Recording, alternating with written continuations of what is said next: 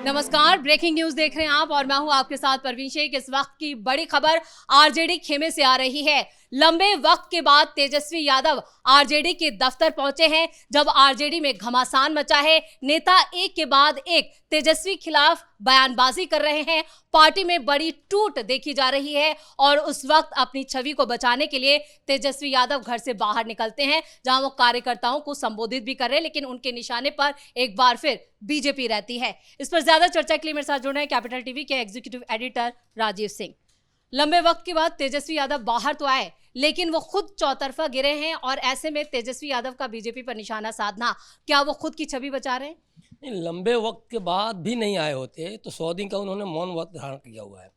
वक्त देखिए क्या है, वक्त है कर्पूरी ठाकुर का जन्म जयंती समारोह और इसमें वो जाकर ये सीधे सीधे कहीं ना कहीं वो जो बीच में भी आया था ना कि चुनाव के दौरान कि अपने आप को जननायक कहलवा रहे हैं और सीधे सीधे इनके वरिष्ठ नेता ने ही खंडन कर दिया कि ये तो जननायक बनने लायक नहीं है। भाई साहब ने भी खंडन कर दिया, अन्य नेताओं ने भी कि नहीं, कर्पूरी ठाकुर का नाम लेकर बदनाम मत करो जी। तो अब ये कोशिश इनकी यही है कि अब राजद, देखिए कांग्रेस की भी बैठक होती है, उसमें भी राजद का नाम आता है कि नहीं, इसको अब अपने साथ लेके नहीं चलना है। कांग्रेस बिहार में प्रदर्शन करती है, वहाँ भी राजद अछूत हो जाती है। नेता जो हैं सीधे सीधे वो मोर्चा अलग खोले हुए हैं। खासतौर पे भाई वीरेंद्र की ही बात कर लें, जो सबसे करीबी हैं लालू के, सबसे करीबी हैं तेजस्वी के। वो भी कह रहे हैं कि जिला से लेके हर जगह पे बाहरी लोगों को आपने टिकट दिया। दिनारा विधानसभा को लेके, विजय मंडल को लेके, सीट को लेके, भाई मैं चाह रहा था कि उनको मिले, आपने उनको नहीं दिया। राजेश यादव को टिकट दे दिया और जबकि वो सिटिंग विधायक थे। तो तमाम तरह की जो चीज़ें हैं लगातार तेजस्वी यादव के खिलाफ जा रही हैं। तो तेजस्वी यादव के पास एक मौका था कि जो इनके पिताजी नहीं कर पाए वो कम से कम मैं किसी तरीके से कर्पूरी ठाकुर का नाम लेकर जयंती पे उनके 2 दीप जो प्रज्वलित करके और धीरे धीरे अपने आप को उनके करीब मैं अपने आप को साबित करूं। एक बड़ी बात है, पूरे समय में लालू यादव कर्पूरी ठाकुर की राजनीति को सहारा बना के चले। 77 में जब वो जेल से निकलते हैं तो कर्पूरी ठाकुर के ही इशारे पे, उनके कहने पे ही लोकसभा का टिकट मिलता है। उसके बाद भी विधानसभा टिकट कर्पूरी ठाकुर के ही इशारे पे मिलता है, उन्हीं की छवि के आधार पर मिलता है। लेकिन लालू ने हमेशा अपनी राजनीति में कोशिश की कि कभी भी ये तथ्य उनके ऊपर भारी ना पड़े कि कर्पूरी ठाकुर के आदर्शों तले इन्होंने अपनी राजनीति को चमकाया है या इनका राजनीतिक कद बढ़ा हुआ है पूरे समय में। इसलिए जैसे ही मुख्यमंत्री लालू यादव बनते हैं, कर्पूरी ठाकुर का नामो निशान तक मिटाने की भरपूर कोशिश करते हैं और पूरे समय तक कर्पूरी ठाकुर का नाम कहीं नहीं आने दिए, क्योंकि लालू यादव का एक ही मकसद था कि वो अपने आप को बिहार के सबसे तेज, सबसे असरदार, प्रभावी मुख्यमंत्री के तौर पे एस्टैब्लिश कर सके। जब कर्पूरी ठाकुर की एक बार तबीयत खराब थी तो ये हुआ कि सदन जाना था, तो उन्होंने, देखिए तबीयत खराब थी फिर भी कर्पूरी ठाकुर चूँकि कर्मठ थे इंसान और ईमानदार इंसान थे और झोपड़ी में ही पूरी ज़िंदगी गुजार दिए। लेकिन जब वो जीप मांगते हैं और शिवनंदन पासवान को भेजते हैं तो ये कह देते हैं कि जाके बोल दो कि गाड़ी क्यों नहीं खरीद लेते, इतने बड़े नेता हैं तो पेट्रोल नहीं है, ये कह के उन्होंने बहाना बनवा दिया। आकर पूरी बात शिवनंदन पासवान कर्पूरी ठाकुर को बताते हैं। शंकरशरण ठाकुर ने पूरी बातें अपने किताब में लिखी हैं, सोचिए। और आज तेजस्वी यादव क्या कर रहे हैं? तेजस्वी यादव को भी कर्पूरी ठाकुर से परहेज है, लालू के पूरे नक्शे पर वो भी चलते हैं, लेकिन जब दरवाज़ा खोलते हैं तो उनको बिहार की जनता में तेजस्वी यादव नहीं दिखाई देता है, बिहार की जनता को तेजस्वी यादव नहीं दिखाई देता है। आज भी भारत रत्न कर्पूरी ठाकुर दिखाई देते हैं और इसी को वो भंजाना चाहते हैं, कैश करना चाहते हैं। और इसीलिए आज जो दीप प्रज्वलित हो रहा है ना, तो आज कर्पूरी ठाकुर का जयंती नहीं होता तो आज तेजस्वी यादव बाहर नहीं निकलते। लेकिन अब चूंकि इतनी बड़ी हार हुई है बिहार चुनाव में, मिट्टी पलीद हो गई है, 25 सीट पर सिमट गया, पूरा महागठबंधन ही 35 सीट पर सिमट गया। हर तरफ से गालियाँ पड़ रही हैं, चाहे वो पार्टी के अंदर हो, परिवार के अंदर हो, बहनें लगातार रोहिणी आचार्य हो, मीसा भारती हो, इनडायरेक्टली डायरेक्टली लगातार हमलावर हैं। लेकिन राजीव सर, कल राष्ट्रीय कार्यकारिणी की इनकी बैठक भी है आरजेडी की, और उससे पहले इस तरह के कार्यक्रम में आना और आरजेडी नेताओं की जो बयानबाजी हो रही है, उससे किस तरह से मुश्किलें तेजस्वी यादव के आगे बढ़ने वाली?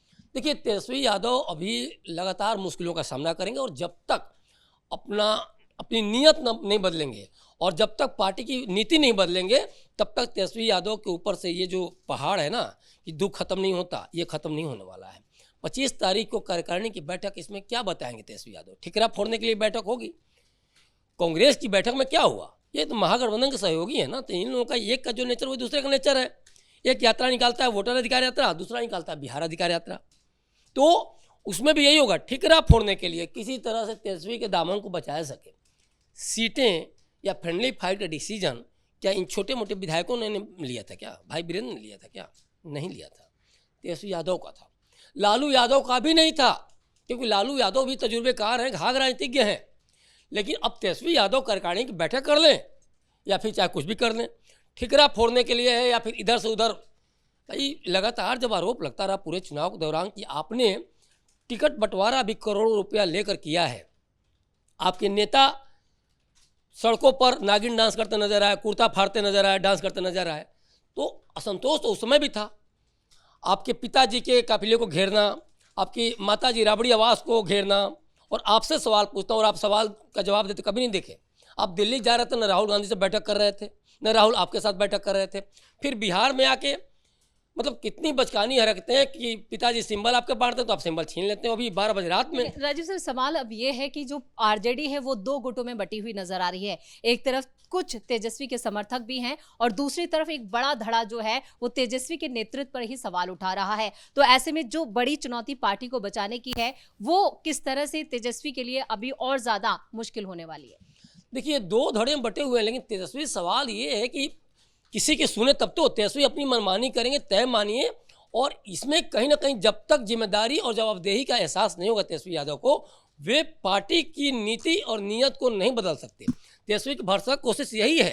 तेजस्वी यादव अगर संजय यादव को लेकर जो लगातार जो घमासान होता रहा, या फिर रमीज नेवत खान को लेकर घमासान होता रहा कि ये बाहरी हैं, इनको हरियाणा से आप लेकर यहाँ इंपोर्ट करके एक तरह से लाए हैं और आप यहाँ से हटा नहीं रहे हैं, तो ये अगर समय रहते कर लिए तो शायद ये नौबत नहीं आती।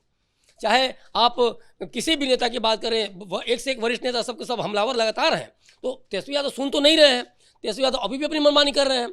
आप सदन छोड़ के, जो कर्पूरी ठाकुर बीमार होते हैं और सदन में जाने के लिए लालू यादव जीप मांगते हैं, आज आप सदन छोड़ के सोचिए, बीमार अवस्था में जिनकी जो जननायक को लेकर आप चाहते हैं किस तरह से बिहार की जनता को साध लें, तो वो बीमारी की स्थिति में भी सदन जाना चाहते हैं और आप सकुशल हैं, ठीक ठाक हैं, सदन छोड़ के यूरोप भाग जाते हैं। ये है कर्पूरी ठाकुर की राजनीति सोच और तेजस्वी की सोच और राजनीति में अंतर। तो ये है कि आप पूरे चुनाव के दौरान जिस तरह से पीएम मोदी की मां को गालियां देना, पेन फेंक के बांटना, या तमाम तरह जो घोषणाएं थीं वो सब कुछ कहीं ना कहीं नकल करके बढ़ा के पेश करना कि नहीं नहीं 125 यूनिट नीतीश कुमार बिजली दे रहे हैं फ्री, हम 200 यूनिट देंगे। नहीं नहीं, नीतीश कुमार दे रहे हैं जीविका दीदी को 10,000 रुपये, हम देंगे उसको 30,000 रुपये, हम परमानेंट कर देंगे और हर परिवार को नौकरी देंगे, परिवार के हर सदस्य को नौकरी देंगे, एक एक सदस्य को। 3,16,895 करोड़ के बजट में आप 40 लाख 50 लाख करोड़ के बजट का एक जो अनुमान लगा के पता नहीं क्या कर रहे थे, ये तो आप बेहतर। और इसीलिए जनता ने, बिहारी जनता ने आपको साफ साफ मान लिया कि आप लफाज नेता हैं, आप बस गप्पे हाँक रहे हैं और कुछ नहीं करने वाले, और इसीलिए इनको सबसे बुरी हार देखनी पड़ी और 25 सीटों पर राजद सिमट गई।